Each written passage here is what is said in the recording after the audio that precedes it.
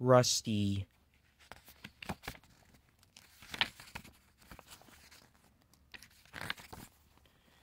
This is a story about Rusty the little diesel engine who is best friends with Skarloey and Rheneas.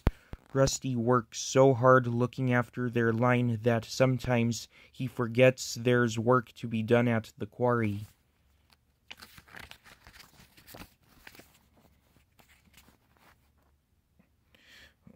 One autumn evening, Rusty returned late to the quarry. The fat controller was cross. "I'm sorry, sir," said Rusty. "I was helping Rheneas and Skarloey on their mountain line." "Their line is in bad condition," the fat controller explained. "Mending it takes up too much of your time. I am going to shut down the line." Rusty was very upset. "Rheneas and Skarloey will come and work here at the quarry with you," said the fat controller. He had made up his mind.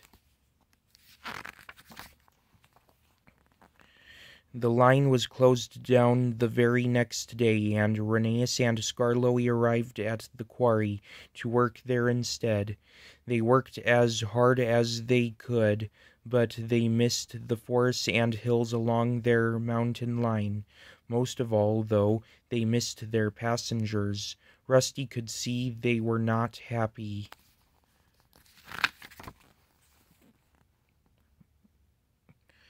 The next day, the fat controller came to the quarry with some important news. "We are going to be blasting here for the next 2 weeks," he said. "It won't be safe for you. I will find work for you to do somewhere else."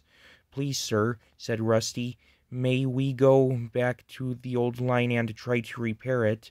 Then Rheneas and Skarloey can do their old jobs again." The fat controller agreed. "But you must be back at the quarry in 2 weeks' time," he warned the engines.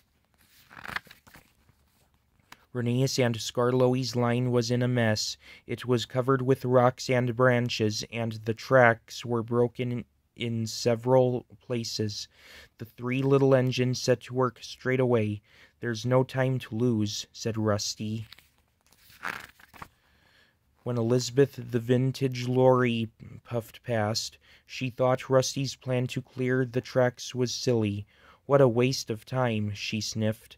Skarloey was sad. "She's right," he said. "We'll never get all the work done in 2 weeks." "We can't give up," said Rusty. The days passed, and still the line was not fixed. The engines worked harder than ever, but time was running out. "It's no good," cried Rheneas. "There's too much to do," moaned Skarloey. But Rusty would not give up. He had a very clever idea. The next day, Rusty saw Elizabeth trundling by. "If only we had a lorry to help us," he said loudly. Elizabeth stopped. "I couldn't possibly help you," she said. "I'm a quarry lorry." "Well, we need a very special lorry," Rusty teased. "One that can haul and pull heavy branches." "I am a very special lorry," snorted Elizabeth. "I can haul and pull," she said proudly. "So you'll do it?" said Rusty. "I will," smiled Elizabeth. Elizabeth was as good as her word. She hauled rubbish and pulled branches from the line. She helped remove a fallen tree from the cattle crossing.